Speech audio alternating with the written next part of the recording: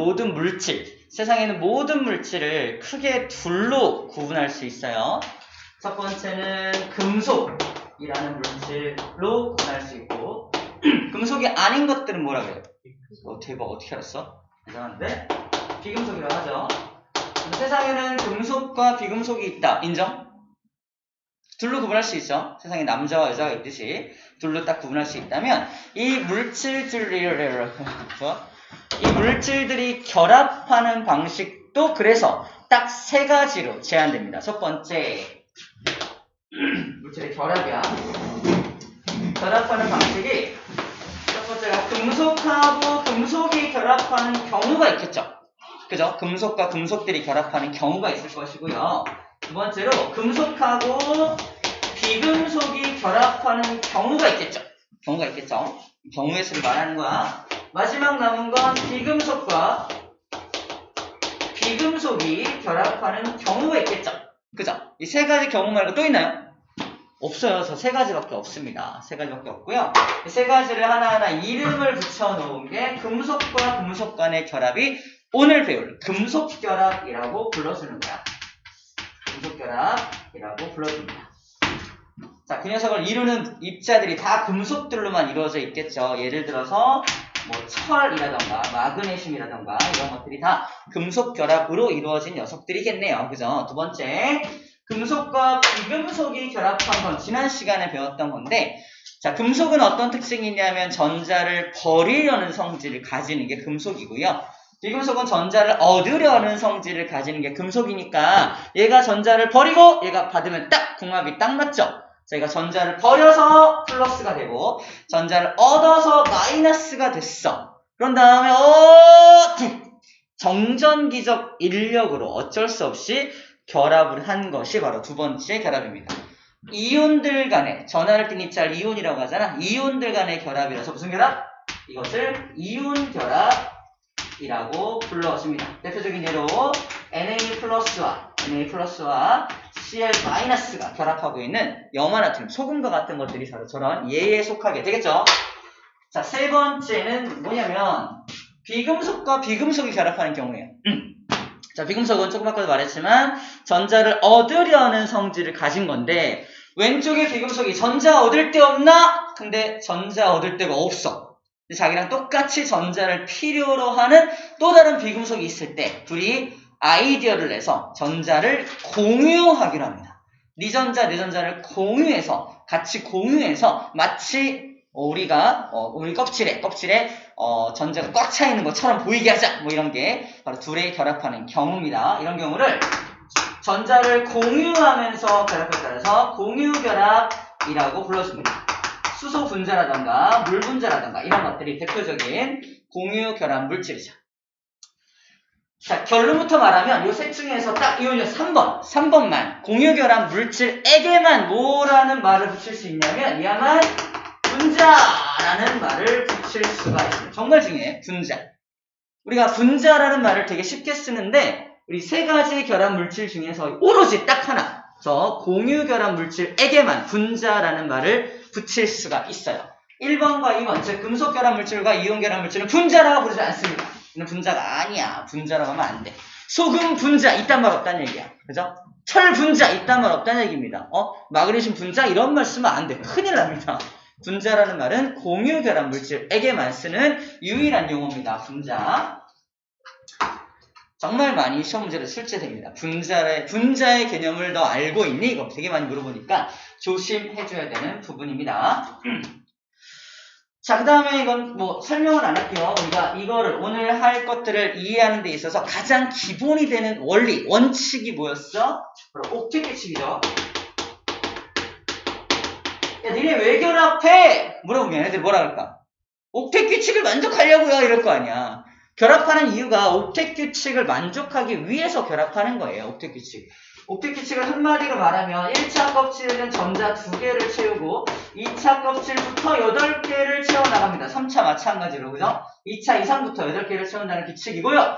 옥텟이란 말이 8개라는 뜻이라서 8개의 규칙이라고 불렀습니다. 저렇게 하면은 안정성을 확보할 수 있어요.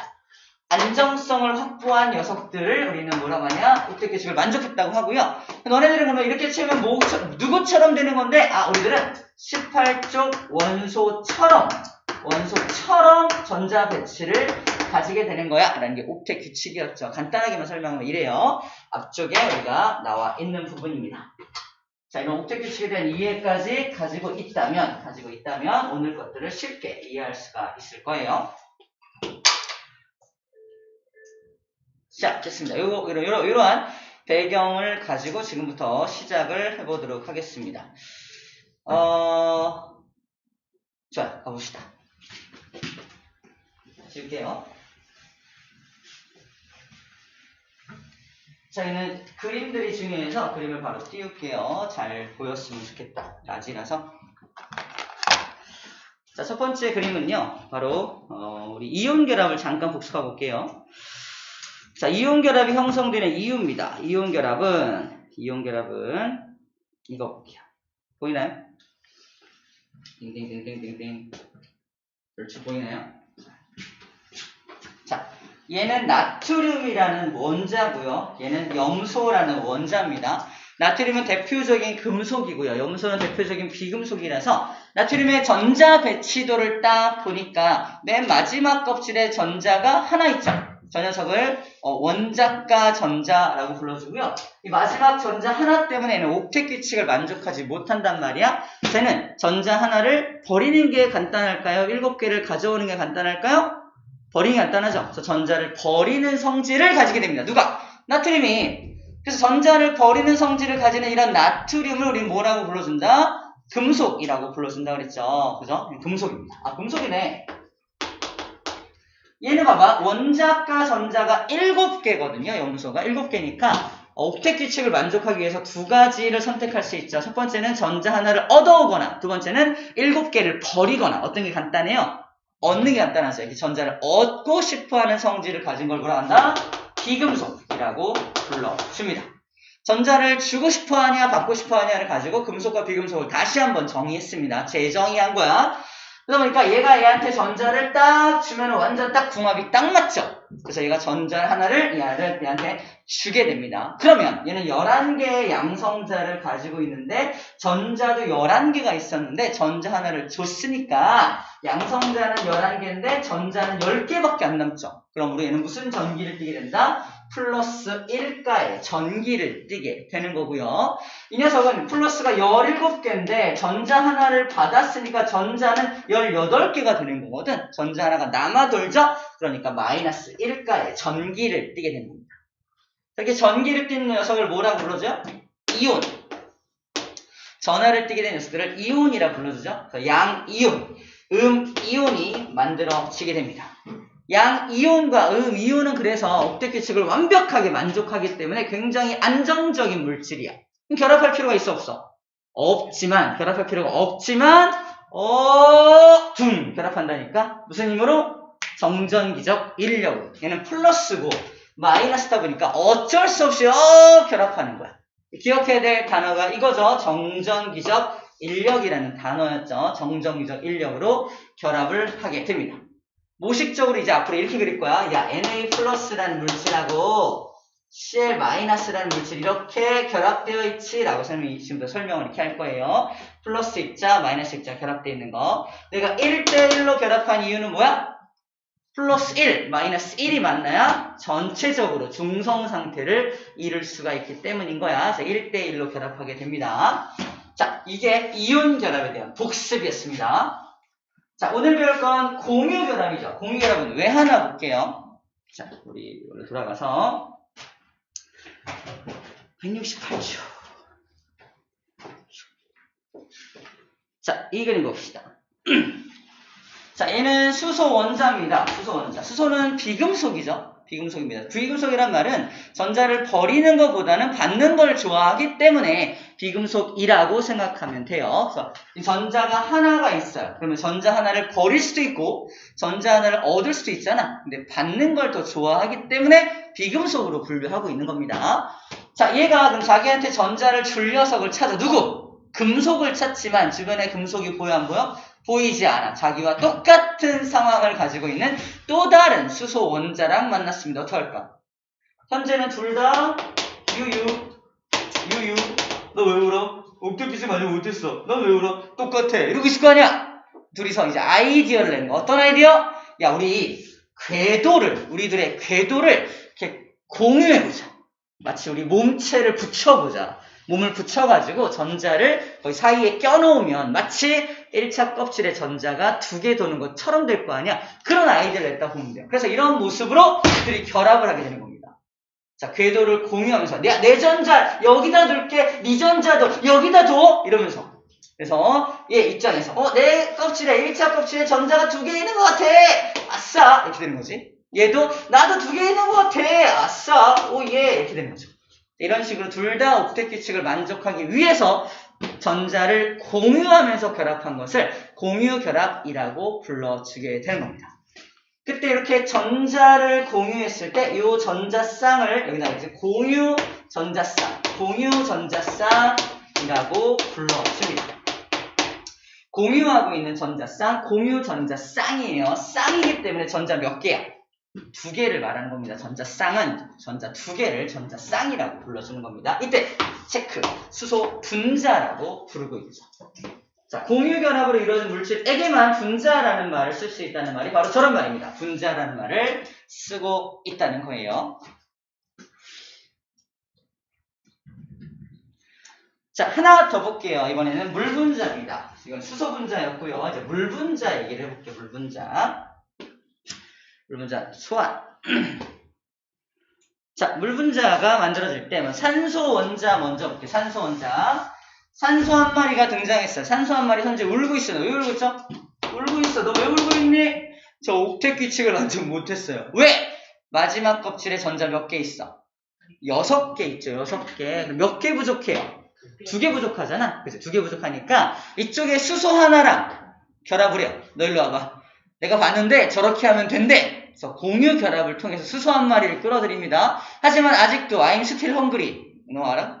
그래서 하나가 더 필요하죠. 수소 한 마리만 끌어서는 만족을 못하죠. 수소 한 마리만 끌어서는 안 돼. 얘를 붙이고 또 한 마리. 이쪽에도 하나 부족하니까 또 다른 수소 하나를 더 끌어들여서 2마리의 수소를 끌어들여서 전자 2개를 공급받아야지만 옥텟 규칙을 만족할 수 있는 겁니다. 그래서 수소 2마리를 끌어당겨서 자기랑 몸을 합친 녀석이 바로 물분자의 모습이 됩니다. 자, 왼쪽에 있는 수소, 내 1차 껍질에 전자 2개 됐어요. 나도 2개 됐네. 아싸, 산소말 듣기 잘했다. 이렇게 되는 거죠. 자, 근데 이 산소가 어때요? 자기 껍질에 하나, 둘, 셋, 넷, 5, 6, 7, 8개 딱 됐죠. 오케이. 모두 다 이렇게 안정적인 물질로 변한 녀석을 분자라고 불러주는 겁니다. 물분자라고 불러주고 있죠. 물분자. 자, 이게 물분자의 모습이에요. 이때 공유 전자쌍이 몇 개입니까? 하나. 2개죠. 공유 전자쌍이 2개 있습니다. 자, 이때 잘 봐야 될 게 뭐냐면 2가지가 있는 첫 번째. 자, 이 전자쌍은 이쪽 수소랑 결합한 거고, 이 전자쌍은 이쪽 수소랑 결합한 거죠. 그래서 방향이 다르다는 거예요.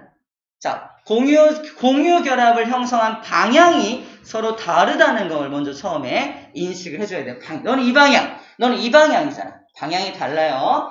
나중에 배우겠지만 이 결합 각도가 104.5도라는 각도를 가지고 결합을 하게 됩니다. 자, 아무튼 방향이 다르다는 거 기억해주고요. 두 번째는 뭐냐면, 자, 요 공유 전자쌍은 누구 거야? 이거 누구 거죠? 누구 거지? 하나는 얘 거고, 하나는 얘 거잖아. 둘 다 거죠? 둘 다 거죠? 아니, 둘 다 것이죠. 둘 다의 것이죠. 그죠? 그러면 딱 가운데 나야 정상이잖아. 그치? 하지만 요 산소가 이제 곧 배워요. 요 산소란 녀석이 이 전자쌍을 어떻게 한다고요? 자기 쪽으로 살짝 땡겨갑니다. 자기 쪽으로 살짝 땡겨가요. 이거 꼭 기억해야 돼. 저 전자쌍을 가만두지 않고 자기 쪽으로 조금 더 땡겨오는 힘을 가집니다. 산소가. 우리 전기분해할 때 배웠죠. 전기분해할 때 배웠는데 산소가 자기 쪽으로 살짝 끌어가기 때문에 이 산소 쪽이 아주 약한 마이너스 전기를 띠게 되고요. 전자를 뺏긴 수소는 아주 약한 플러스 전기를 띠게 됩니다. 요 기호는 델타라는 기호의 소문자예요. 변화량이란 뜻입니다. 변화량의 소문자 기호가 이게 팔자를 쓰다가 그만! 하는 게 바로 변화량이라는 뜻이야. 마이너스로 살짝 변했다! 플러스로 살짝 변했다! 라는 뜻인 거예요. 이렇게 변해 있는 게 물분자의 모습이에요. 그러므로 물분자는 기본적으로 자기 몸에 플러스 마이너스 아주 약하지만 플러스 마이너스 전기를 띠고 있는 게 물분자의 모습입니다. 이것도 다 이용될 거예요. 자, 물분자는 전기를 띈다. 얘기를 했습니다. 오케이. 이렇게 형성되는 게 바로 이제 공유결합이다. 라고 말하고 있는 거예요. 자, 이제 공유결합의 종류를 좀 살펴보도록 할게요. 공유결합의 종류. 오, 좋아. 이거 뜨지도 않네.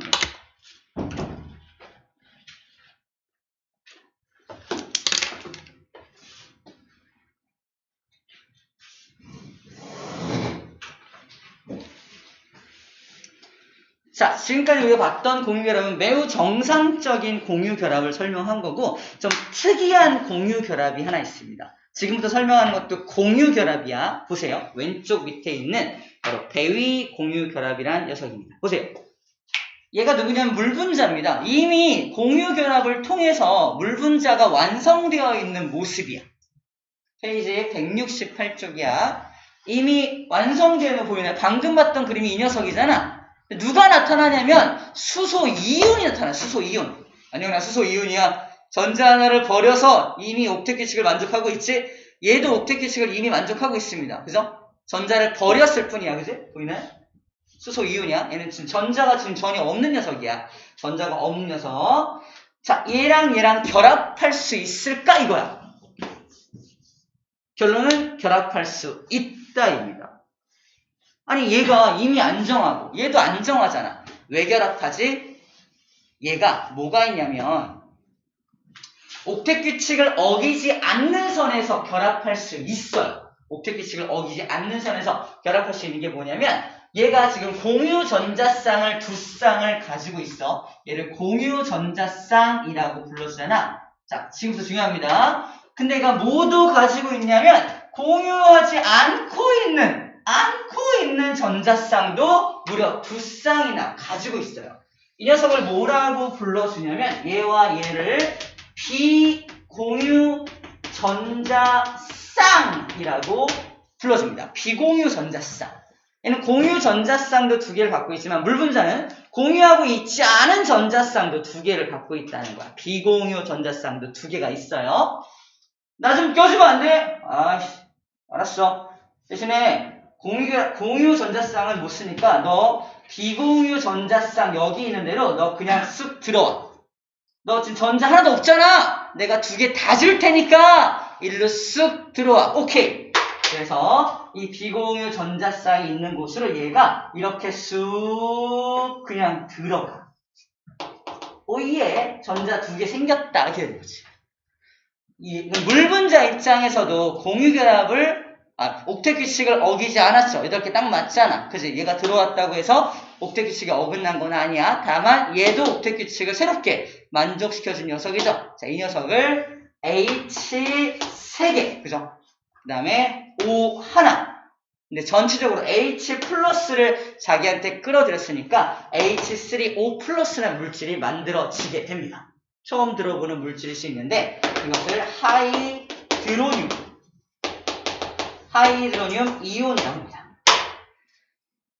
그래서 물분자, 물들끼리 이렇게 모여있는 곳에서는 이것이 만들어져요. 나중에 화학 뒷부분에서 배우게 됩니다. 그때 비공유 전자쌍을 일방적으로 제공해서 공유결합을 형성하고 있는 거야. 이것도 공유결합이라고 할 수 있습니다. 얘가 일방적으로 모든 전자를 제공했지만 공유결합이라 불러주고요. 이 공유결합은 이름이 특이하게 배위결합이다 라는 말을 사용합니다. 배위결합이다. 168쪽의 왼쪽 밑에 있는 녀석이에요. 그래서 배위결합의 모습이 바로 이런 모습이 배위결합의 모습이 됩니다.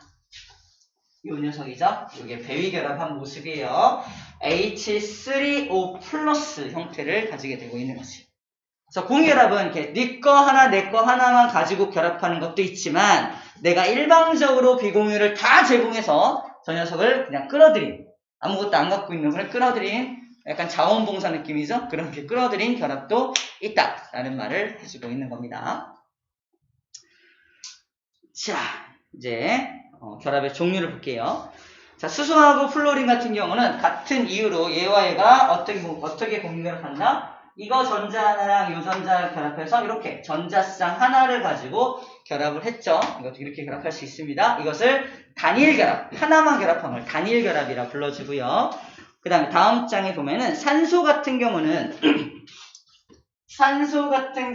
원자과 전자가 6개니까 전자를 2개가 필요해요. 전자 2개가 필요하죠. 한쪽에서 이렇게 끌어들이고 산소끼리 결합할 때 얘는 지금 이산화탄소네요.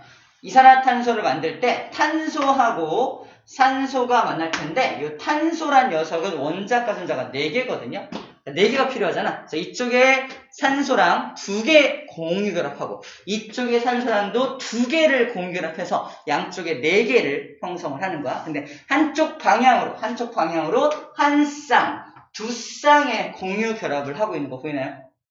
총 4개 중에서 한쪽 방향으로 2쌍을 하고 이쪽도 2쌍을 하는 거야. 자, 이렇게 2쌍이 같은 방향으로 바라봤을 때 이거를 이중결합한다. 공유결합 중에서 이중결합하고 있다라고 표현을 합니다. 이중결합하고 있다. 전부 다 옥텟 규칙에 근거해서 결합하고 있는 거야. 자, 그 다음에 사이아나소 같은 경우는 탄소하고 질소가 만날 때 탄소가 원자 간자가 4개라서 4개 공유결합해야 되는데 3개를 질소 같은 경우 3개 필요하니까 질소하고 얘가 결합할 때는 3개의 공유결합을 이쪽이랑 하고 나머지 하나를 수소랑 해서 만들어낸 게 사이아나소라는 분자예요. 그래서 여기서 한 쌍, 2쌍, 3쌍의 공유결합을 하고 있는 거 보이죠? 같은 방향으로 3쌍의 공유결합을 한 것을 삼중결합이라고 불러줍니다. 간단히 말하면 수소하고 수소 같은 경우는 단일결합, 산소하고 산소 같은 경우는 이중결합, 질소하고 질소 같은 경우는 삼중결합 형성이에요. 우리 여기서 나와 있는 얘가 좀 다르게 가장 아주 유명한 얘들입니다. 이걸 단일결합, 이중결합, 삼중결합이라고 불러준다는 거예요. 첫 번째. 그러면 이 3개의 결합 중에서 가장 강력한 결합은 누구가 되겠어?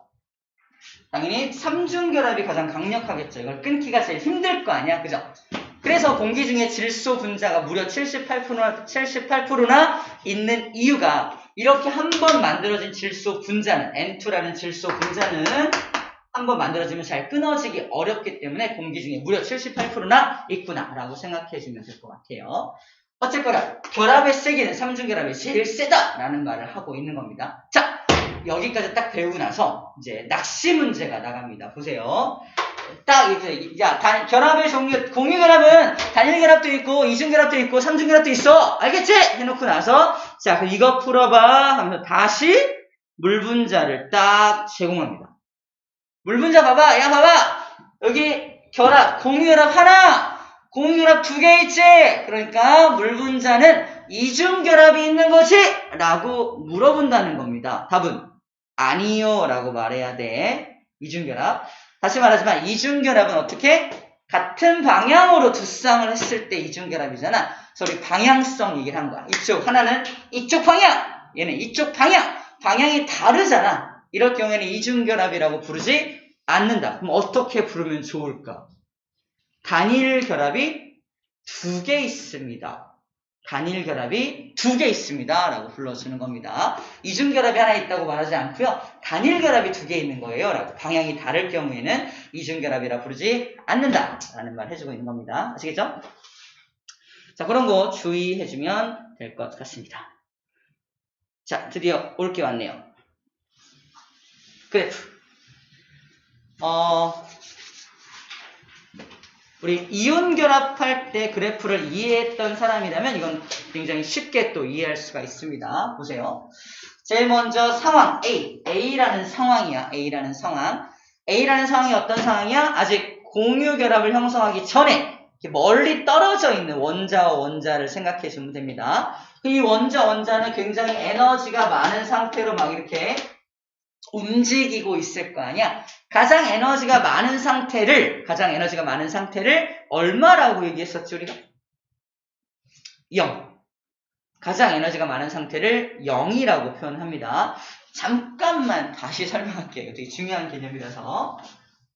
똑같은 설명을 해줄 거예요. 자, 지표면에 A라는 물체가 떠 있고요. B라는 물체가 떠 있다면 둘 중에 에너지가 누가 더 많아요? B가 더 많죠. 포텐셜 에너지, 위치 에너지가 훨씬 많단 말이야.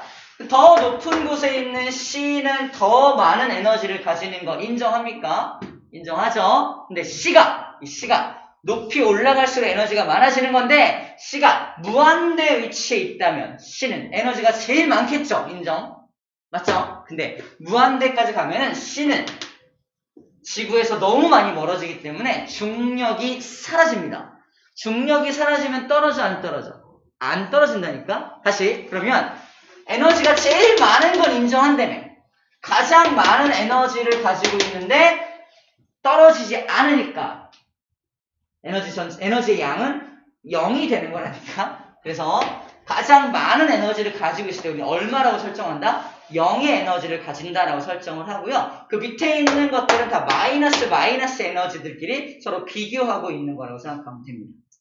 그래서 마찬가지로 얘네들도 가장 많이 멀리 떨어져 있을 때 여기죠. 가장 멀리 이온 사이의 거리가 원자핵 사이의 거리가 가장 멀리 떨어져 있을 때 얘네들의 이게 에너지 그래프거든. 에너지 그래프잖아. 에너지가 얼마에 수렴하고 있다? 0에 수렴하고 있는 이유를 설명을 하고 있는 것 똑같아요. 그래서 에너지가 제일 많을 때를 0이라고 말하고 있는 이유를 바로 여기서 찾을 수가 있다는 겁니다. 자, 그랬다가 점점 서로 거리가 가까워지고 있는 거야. 거리가 점점 가까워지게 되면 어떻게 돼요? 가까워지면은 서로 이제 공유결합을 형성하기 위해서 서로를 이렇게 서로를 잡아 끌고 있는 모습을 생각해 주면 돼요. 자, 서로 멀리 떨어질 때는 에너지가 제일 많다가 점점 에너지가 줄어들면서 결합을 준비하는 거야. 점점 에너지가 떨어지는 모습이 바로 B입니다. 그랬다가 결합이 딱 형성된 시기가 C죠. 결합이 딱 형성이 됐을 때 가장 에너지가 낮을 때 결합이 딱 형성이 돼요. 똑같죠? 가장 낮은 에너지일 때 결합이 형성이 되고요.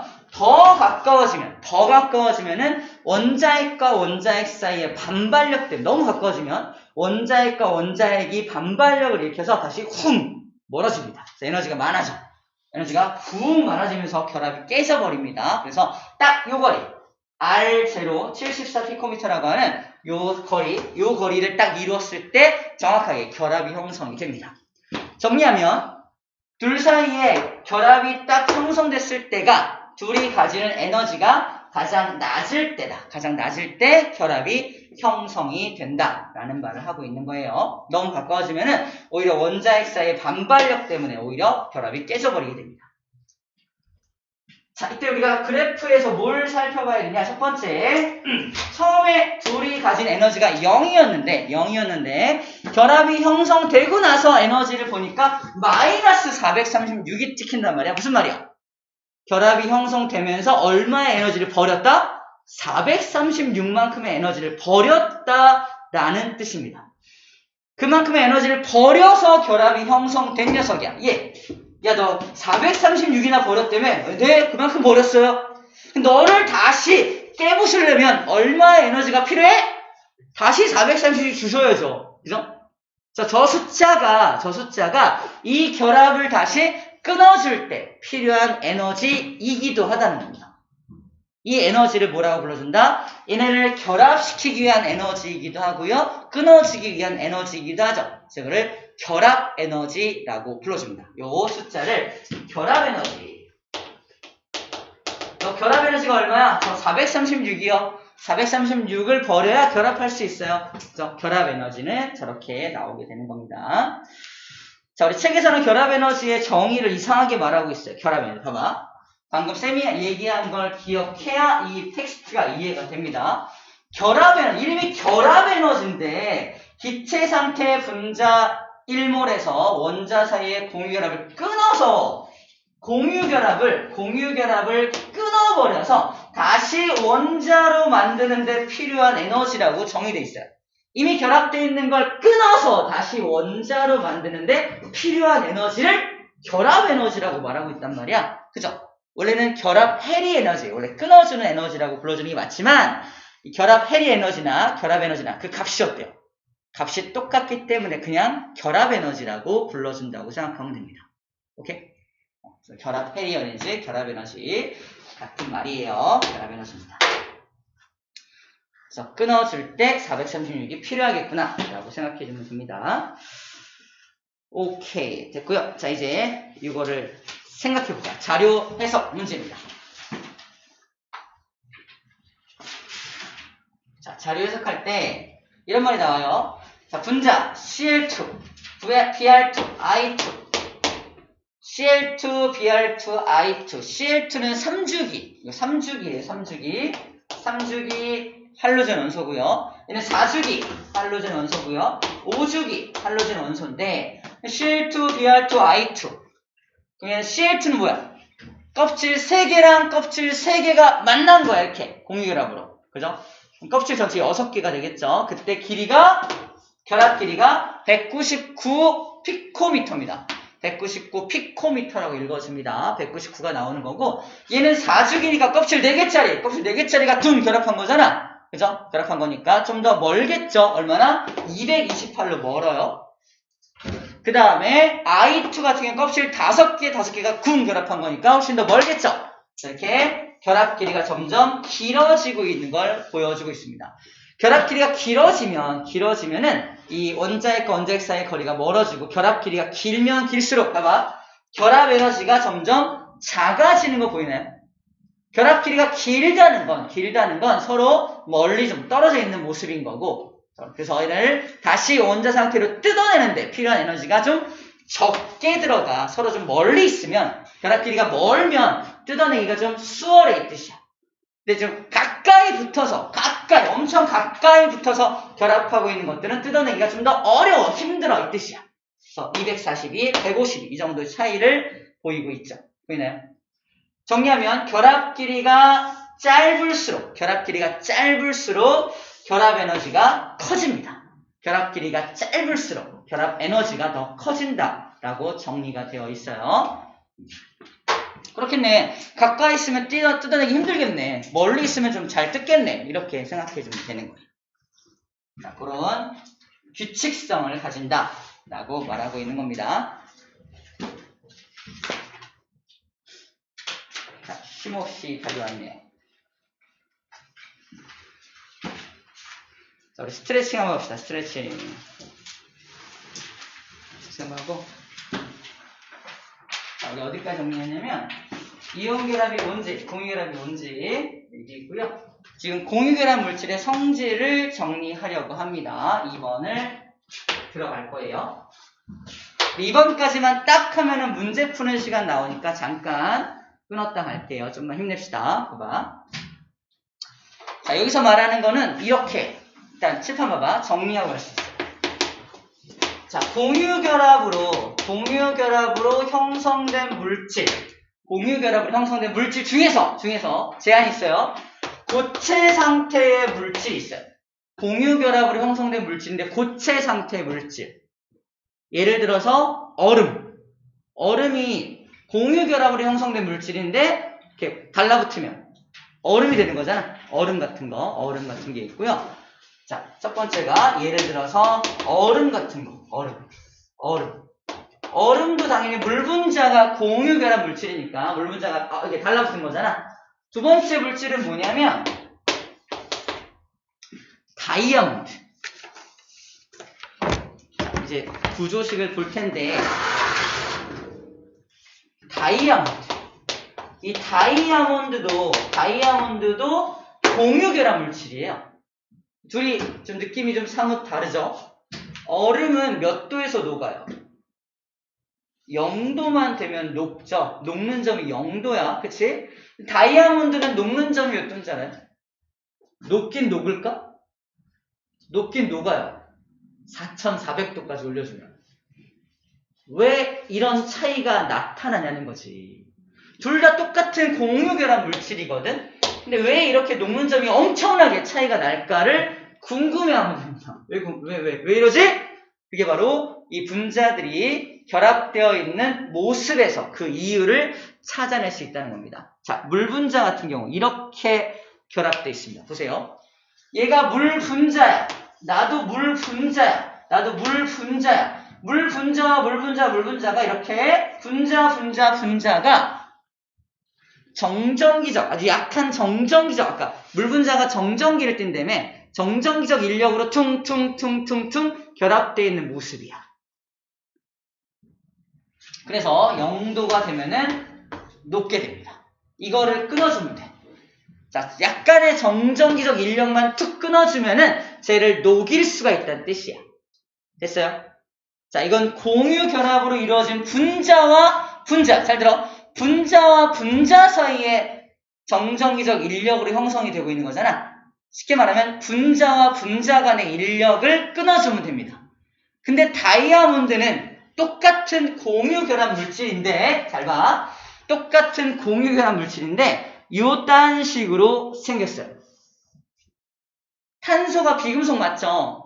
비금속인 탄소가 공유해서 이렇게 탄소가 공유 나도 공유 나도 공유 전부 공유 결합으로 쫙 연결되어 있는 거 보여요? 아까 분자와 분자가 연결된 게 아니라 원자가 공유로 연결되어 있는 거야. 어려 부르니까 원자 공유 괜찮다. 아무튼 원자들끼리 공유 결합으로 연결된 거야. 구조가 완전 좀 다르죠. 얘는 녹이려면 뭘 끊어야 돼? 이걸 끊어야 돼. 그치? 공유 결합을 끊어야 돼. 쟤를 녹이려면 공유 결합을 끊어야 돼. 그래서 몇 도가 필요하다? 4400도가 필요하다. 근데 아까 물 분자 같은 경우는 뭘 끊어준다? 분자와 분자 간의 인력만 끊어주면 된다고. 0도면 된다고. 점점 힘들어지고 있어요. 힘냅시다. 자,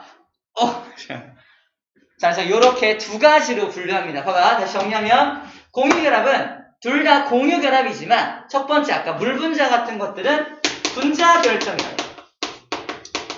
분자 결정.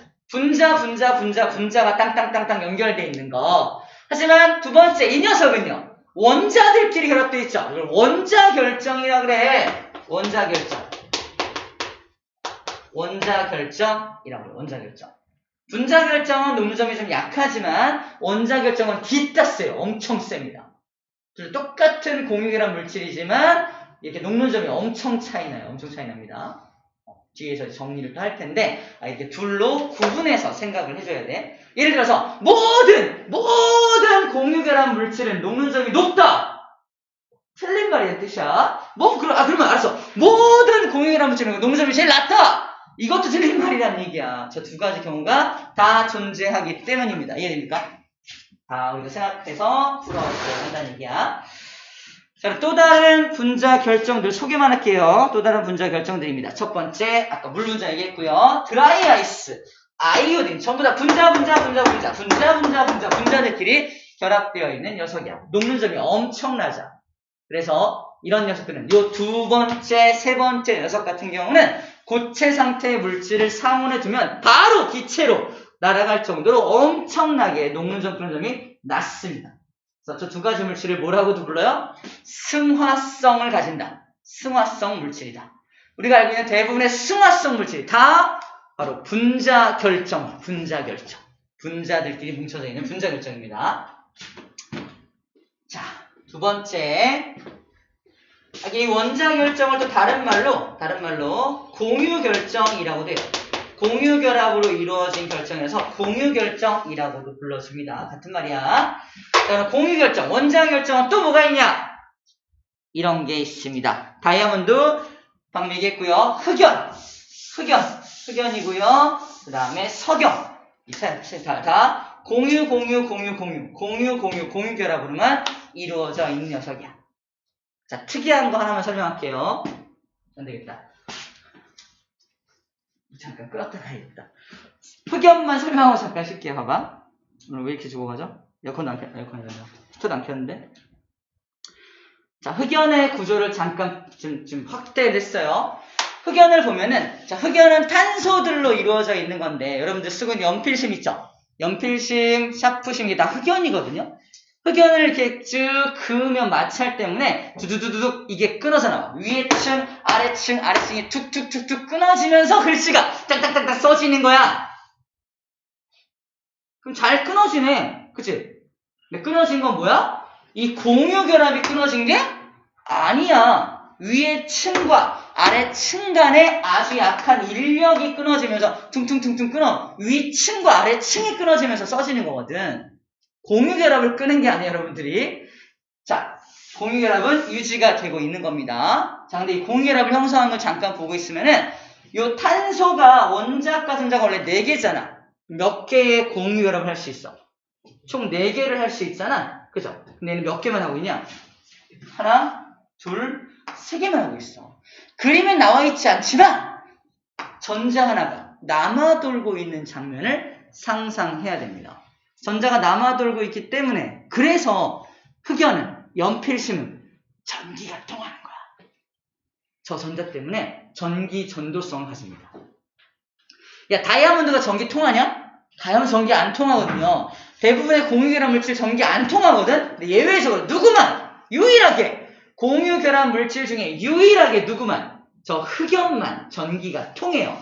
그 이유가 저런 결합의 특징 때문에 그렇다는 거죠. 야, 그러면 너 3개만 하지 말고 4개 공유결합을 시키면 되겠네. 이걸 흑연을 잡아다가, 잘 봐. 흑연을 잡아다가 연필심이야. 쌤이 눈에서 레이저가 나가. 쭉 나오고 힘. 오른쪽 힘으로 압력을 막 가해. 압력 가하고 에너지 가해서 공유결합을 하나 더 만들 수 있을까 없을까? 가능합니다. 인공적으로 가능해요. 내가 한다는 게 아니라. 그러면 뭐가 만들어지냐? 바로 이게 만들어집니다. 이게 뭐죠? 다이아몬드야. 저게 바로 그 유명한 인공 다이아몬드입니다. 결혼식 할 때 꼭 필요한 아이템이죠.